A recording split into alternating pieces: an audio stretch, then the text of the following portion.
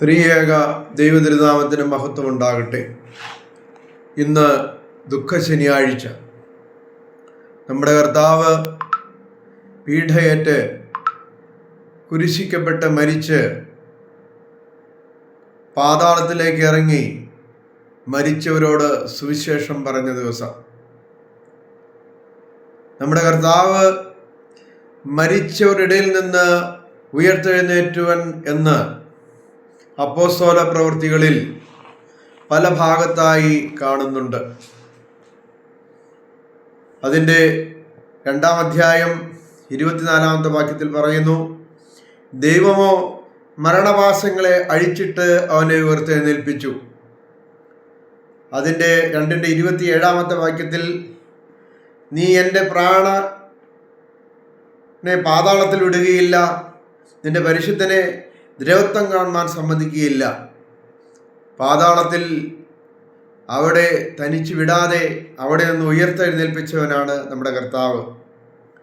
അതുപോലെ അപ്പോസ്തല പ്രവൃത്തികൾ 3-ാം അധ്യായം അതിൻ്റെ 15-ാമത്തെ വാക്യത്തിൽ, ദൈവം അവനെ മരിച്ചവരിൽ നിന്ന് എഴുന്നേൽപ്പിച്ചു എന്ന് കാണുന്നു.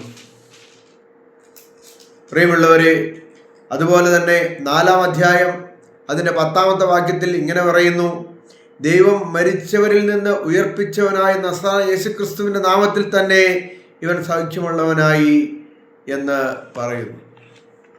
അപ്പോൾ ഇവിടെ നിന്ന് വ്യക്തമാണ്, കർത്താവ് മരിച്ചവരിടയിലേക്ക് പോവുകയാണ് ചെയ്തത്. അവൻ പാതാളത്തിൽ ചെന്ന് വാങ്ങിപ്പോയ സകല മനുഷ്യരോടും സുവിശേഷം പ്രസംഗിക്കുകയാണ്. ആദാം മുതൽ തൻ്റെ ജീവിതകാലം വരെയുള്ള എല്ലാ മരിച്ചുപോയവരെയും, പാതാളത്തിൽ ബന്ധിക്കപ്പെട്ടിരിക്കുന്ന സകലരോടും തൻ്റെ മുറിവുകൾ കാണിച്ചുകൊണ്ട് അവർക്ക് സൗഖ്യം നൽകി, അവർക്ക് വിടുതൽ നൽകി, പാതാളത്തിൻ്റെ കോട്ടകളെ തകർത്താണ് അവൻ മരിച്ചവരിടയിൽ നിന്ന് ഉയർത്തെഴുന്നേൽക്കുന്നത്. അതുകൊണ്ടാണ് ഇന്നത്തെ ദിവസം നാം വാങ്ങിപ്പോയവരെ എല്ലാം വിശുദ്ധ കുർബാനയിൽ ഓർക്കുന്നത്. പ്രിയമുള്ളവരെ, നമ്മുടെ വാങ്ങിപ്പോയവർ കർത്താവിൽ ഉറങ്ങുകയാണ് എന്നുള്ള ബോധ്യം നമുക്കുണ്ടാകണം. കർത്താവിൻ്റെ സുവിശേഷം അവരിൽ എപ്പോഴും കത്തി നിൽക്കുകയാണ് എന്ന് നമുക്ക് തിരിച്ചറിയാൻ സാധിക്കണം. കർത്താവിൻ്റെ ഉയർപ്പിൻ്റെ സുവിശേഷം അവർ ഇന്ന് കേൾക്കുന്ന ദിവസമായി നമുക്ക് കാണുവാനായിട്ട് സാധിക്കണം. എന്നിൽ വിശ്വസിക്കുന്നവൻ മരിച്ചാലും ജീവിക്കുമെന്നുള്ള ആ വചനത്തിൽ ഉറച്ചു നിൽക്കുന്നവരായി കാണുവാൻ നമുക്ക് സാധിക്കണം. ജീവിച്ചിരുന്ന എന്നിൽ വിശ്വസിക്കുന്നവൻ ഒരു നാളും മരിക്കുകയില്ല എന്നുള്ള വചനം നിവൃത്തിയാകുവാനാണ് കർത്താവ് മരിച്ചത് എന്ന് നാം തിരിച്ചറിയണം. പ്രാണൻ ഗൂഢമിരിക്കുമ്പോൾ മൃതനെ പോലെ അവനെ ഖബറിൽ വെച്ചു എന്ന് പിതാക്കന്മാർ പാടുന്നു. പ്രിയമുള്ളവരെ, കർത്താവ് പാതാളത്തിൽ ചെന്ന് വാങ്ങിപ്പോയവരെ മുഴുവൻ ഉദ്ധരിക്കുകയാണ്. നമ്മുടെ വാങ്ങിപ്പോയവർക്ക് മുഴുവൻ ഉദ്ധാരണം നൽകുന്ന ദൈവത്തെ നമുക്ക് സ്തുതിക്കാം.